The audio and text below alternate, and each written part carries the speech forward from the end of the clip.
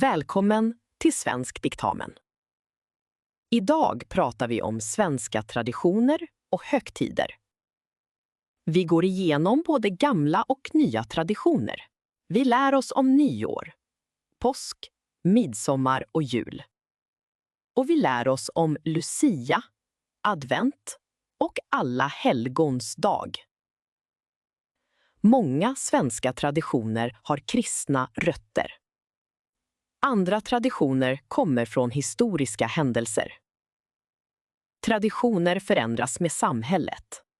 Nya traditioner kommer med nya människor. Sverige har både gamla och nya högtider. Vi börjar året med nyår.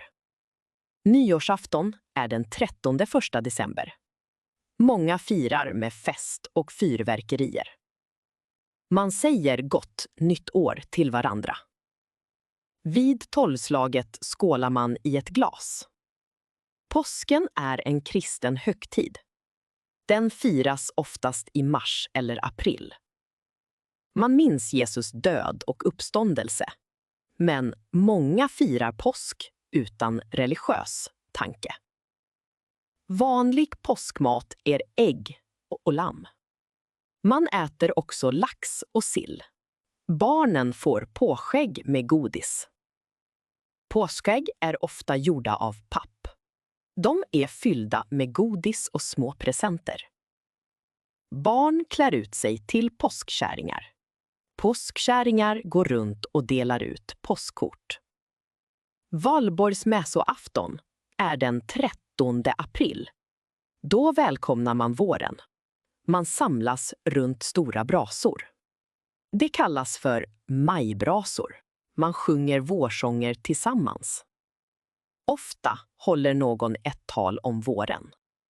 Valborg är ingen röd dag. Men det är en stor folkfest i hela landet. I universitetsstäder firas valborg särskilt mycket. Dagen efter är 1 maj. 1 maj är arbetarnas dag. Det är en helgdag i Sverige. Arbetarrörelsen har firat 1 maj länge.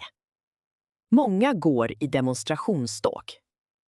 Man lyssnar på politiska tal. Talen handlar om sociala frågor. De handlar också om politiska frågor. Sveriges nationaldag är den 6 juni. Den blev helgdag år 2005. Man firar att Gustav Vasa valdes till kung. Det hände år 1523. Samma datum fick Sverige en ny regeringsform. Det var år 1809. På nationaldagen hissar man flaggan. Det hålls tal i hela landet. Det hålls ceremonier för nya medborgare. De får sitt medborgarskap på nationaldagen. Midsommar är en av de största högtiderna. Den firas en fredag mellan den 19 och 25 juni. Midsommarfirandet är äldre än kristendomen. Man binder blomsterkransar till håret. Man dansar runt midsommarstången. Både barn och vuxna är med och dansar. Man sjunger Små grodorna och andra sånger. Vanlig midsommarmat är sill och färsk potatis. Man äter också jordgubbar till efterrätt. Midsommar är en tid för familj och vänner. Alla helgons dag är en lördag i oktober eller november. Många går till kyrkogården på kvällen. Kyrkogårdarna är fulla av ljus. Då tänder man ljus på gravarna. Det är ofta tyst och fridfullt. Det är en fin och stilla tradition. Man minns dem som har gått bort. Advent är tiden före jul. Advent börjar 4 söndagar före julafton. Många familjer har en adventskalender. Barnen öppnar en lucka varje dag i december.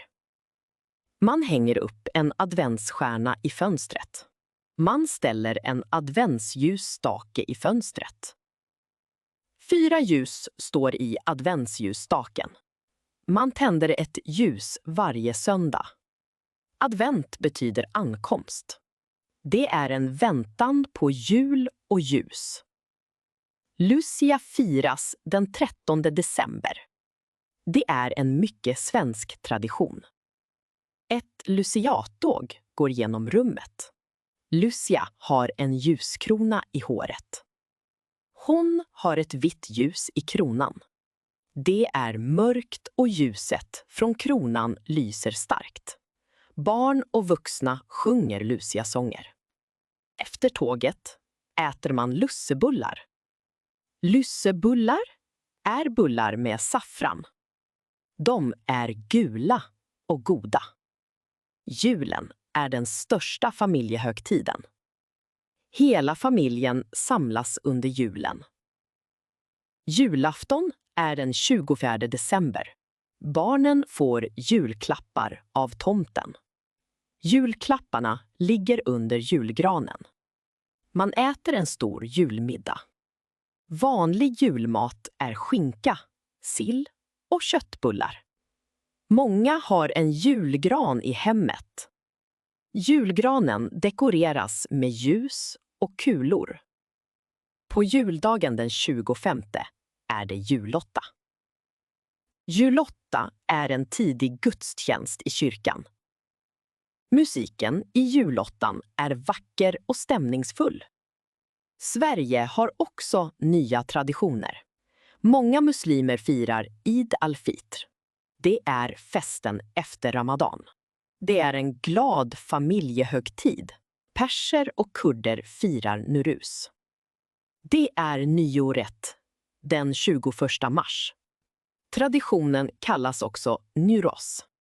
Den firar att vintern tar slut och våren börjar. Sveriges traditioner växer hela tiden. Nya svenskar tar med sig sina traditioner. Kulturmöten gör Sverige rikare. Så blir landet rikare på kultur. Nu har vi gått igenom många högtider, från nyår till jul och från gamla till nya traditioner. Vi har sett hur traditioner kommer att förändras.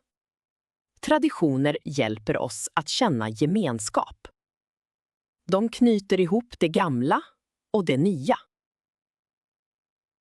Det här var svenska traditioner och högtider. Tack för att du lyssnade. Vi ses i nästa avsnitt.